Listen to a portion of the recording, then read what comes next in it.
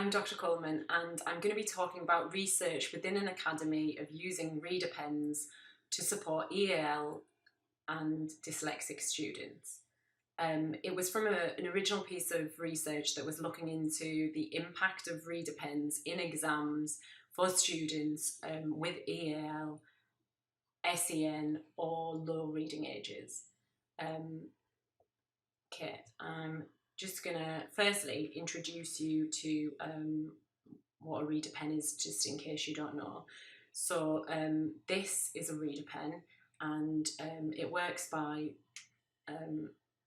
you can run it over some text and it will read it out. So you have to put it onto the piece of text, angle it so that a light comes on, and then if you run it over the text, it will read out the text. You can then go back and read out individual words, or you can read out a whole sentence again. The reader pens can be used in exams and have actually been approved by the GCQ without any special access arrangements, so any student can use them. As the aim of the project or research was to find out if they could help students in exams with low reading ages, SEND or EAL. That's the students that we gave them to. So the starting point was to look into the research, and of course there's just general research, and as you can see on the screen, it can have a moderate impact on students' progress at a moderate cost. And this is based on extensive research. The references you can read just there. The reader pen specifically can improve GCSE English reading paper grades for dyslexic students. So that was a piece of research I found, and it can improve emotional well-being, confidence and an attitude to learning. That was a piece of research by Strand et al. From 2015. And the characteristics associated with SEND may actually block access to test content. So that was presumably the same type of issue for EAL students and students with low reading ages. And the issue, obviously, if students can't read the exam paper, then they can't show that they understand the questions that are in there. It's in fact the exam medium that's the barrier. That was by Thurlow et al. 2010. So I designed a quantitative experimental methodology which compared the attainment of a control group and a test group. The test group had access to the reader pens, the control group did not. Once the experiment was finished, there was a questionnaire to follow up to find what the students' perception of using the reader pen was. The test group consisted of 23 students from a population of all Year 11 science students, and every Year 11 student took science in the year that this experiment was performed. And the students in the test group met either the EAL status or SEND or had a low reading age. The criteria that I used was below 12. There was a control group, again, of 23 students, and these were matched with similar attainment. And it was a random matching with similar prior attainment and the same gender. The students in the control group did not have EAL, SEND or low reading ages. There was a series of 3 mock exams and real exams. So it was a mock 1, mock 2, and then the actual GCSE exam that the reader pens were used in and the data was collected. Okay, so the results. The test group was found to make more progress in mock 2. So mock 1 was used as a baseline.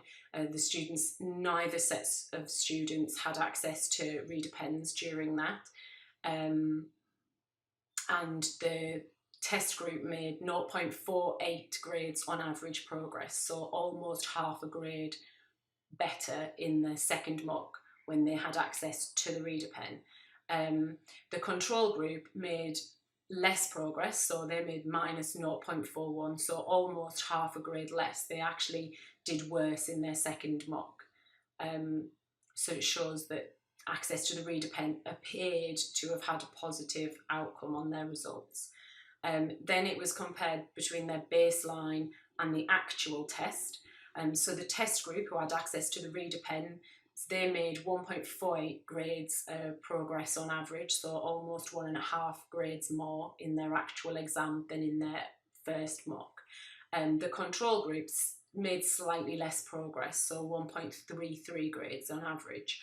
It is important to point out, though, that because of students having a barrier to them actually accessing the exam, it would have been expected that the students in the test group would have done worse than the students in the control group, just by virtue of the fact that they struggled to read the exam paper. So the fact they actually did slightly better, for me, was an indication that the ReaderPens really do improve their chances in the exam.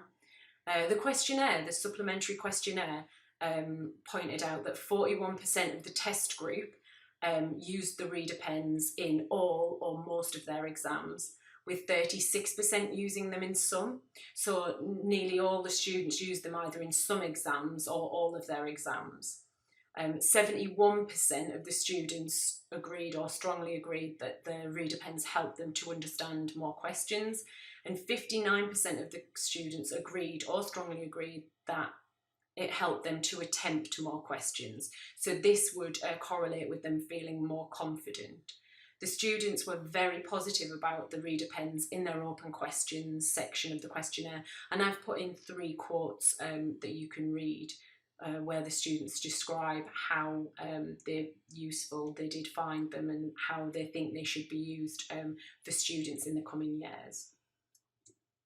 So in conclusion, the ReaderPens are beneficial to the students in their GCSE exams. Students with EAL, SEND or low reading ages. And the reason for this is that they provide a means to independently undertake the exam, and they are able to ensure academic progress. I should mention at this point that the ReaderPens come with a charging unit, and they come with headphones, so they're not disturbing the other students in their exams, and it's really discreet for the students to use them. They're not reading it, you're not hearing it said out loud as I demoed earlier, that it's just silently in their ears as they use them.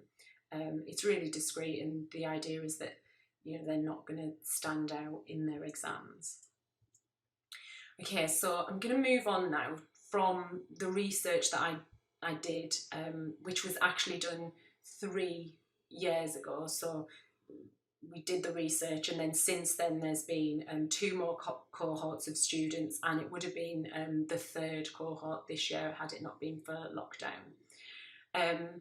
So Thurlow et al. 2010 noted that it's important that the students are given time to familiarise themselves with the ReaderPen technology, and this is backed up by a student in the questionnaire who said that they were struggling to use it.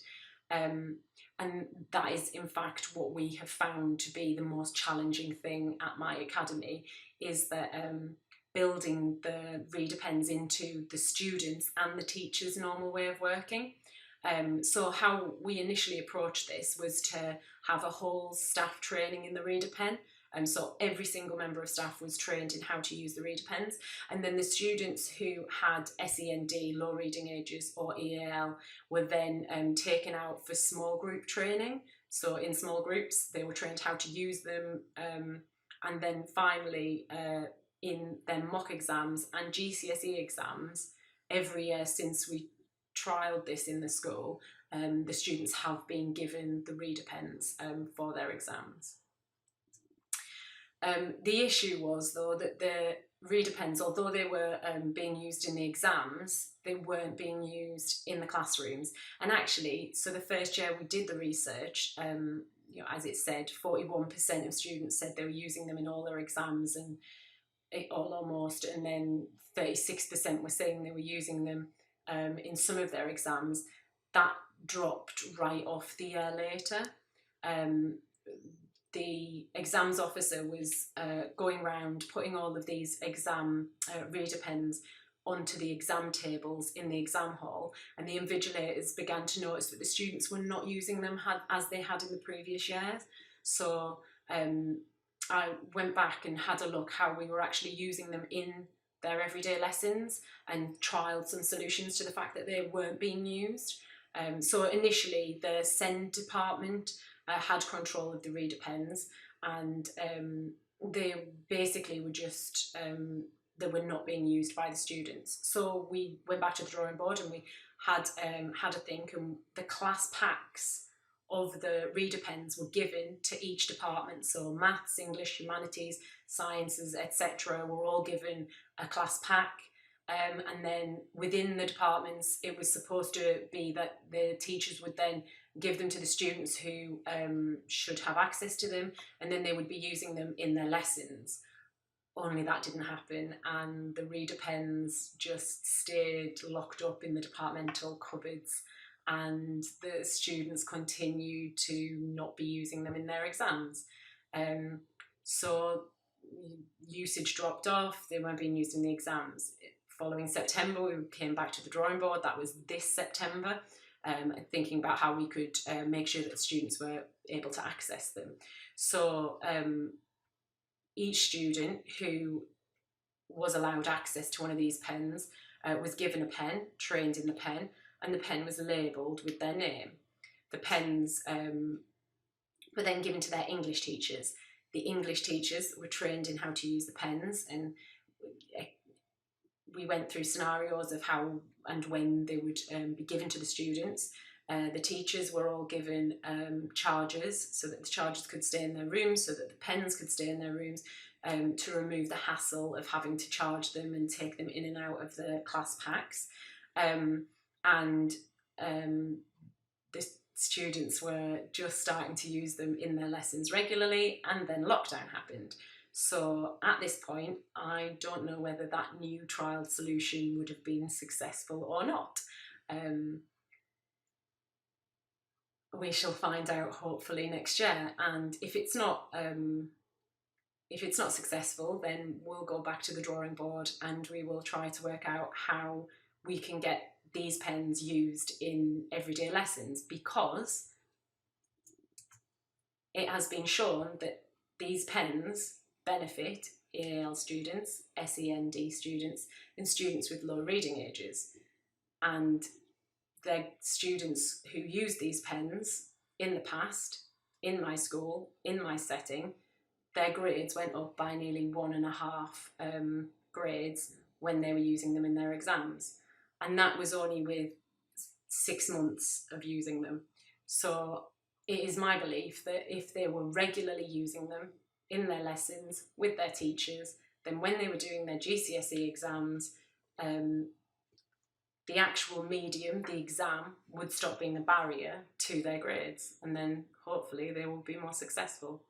And it might be said by some of the teachers that these pens are a hassle and that it is time consuming putting them on the desks, but I believe that that's a hassle that's worth it. So I will continue in my school to try to make sure these pens are used in normal lessons, and then the students have access to them in their exams. Thank you very much for listening to my presentation.